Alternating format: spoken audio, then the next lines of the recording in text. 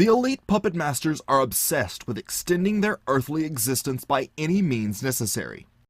While they poison our water with fluoride and food with GMO, the ruling elite have access to the best food, doctors, and advanced life extension technology to ensure their continued existence. People always seem to live long lives, don't they?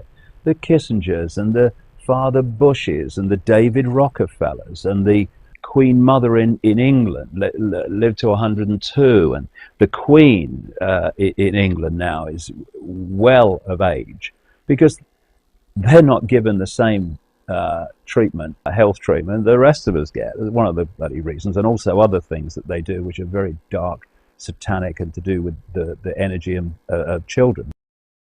PayPal founder Peter Thiel made headlines worldwide when he blatantly spoke of wanting to inject the blood of children into himself to enhance and extend his life. His remarks were hardly shocking to Thiel's fellow elites, no doubt already familiar with the controversial practice. A disturbing new trend has emerged in the life extension field and anti-aging communities, involving the transfusion of young blood into the old to cure diseases.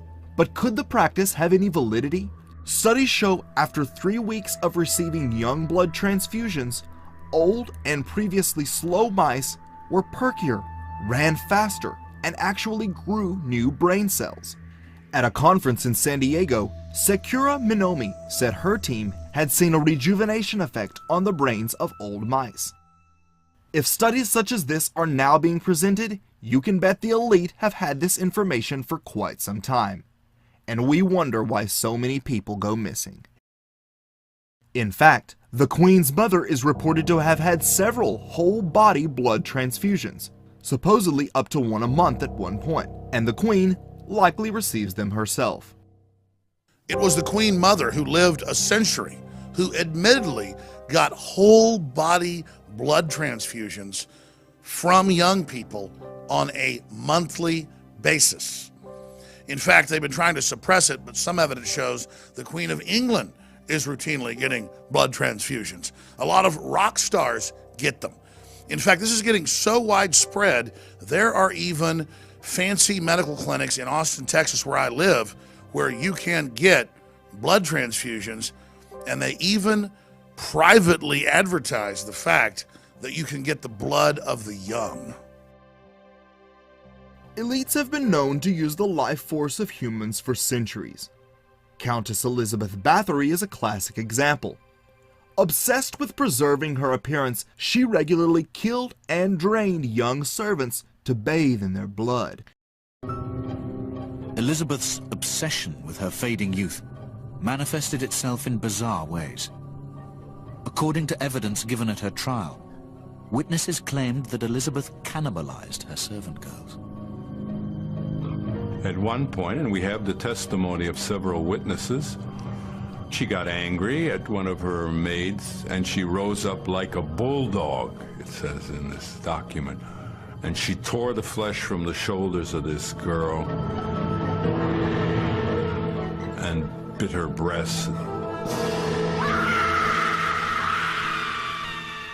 She may have eaten young women's flesh in an attempt to incorporate their youth within her. Somehow in her mind, apparently, she thought if she ingested parts of these girls, maybe she could acquire some of their youthful beauty. She credited the blood of youth as having a rejuvenating and anti-aging effect.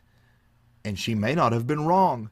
Today, we see Kim Kardashian using her own blood for a high-end anti-wrinkle facial. But this is likely done with the blood of the young as well, given its known regenerative properties.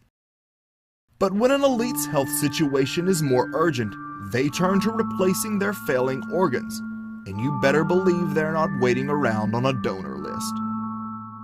The elite travel to private hospitals to have whatever they need replaced with organs obtained through what is known as the red market, where such illicit biological commodities are bought and sold. But what good is healthy young organs and advanced life extension technology if you can still be killed in a nuclear attack or civil unrest. Not to worry, the elite have all that worked out as well.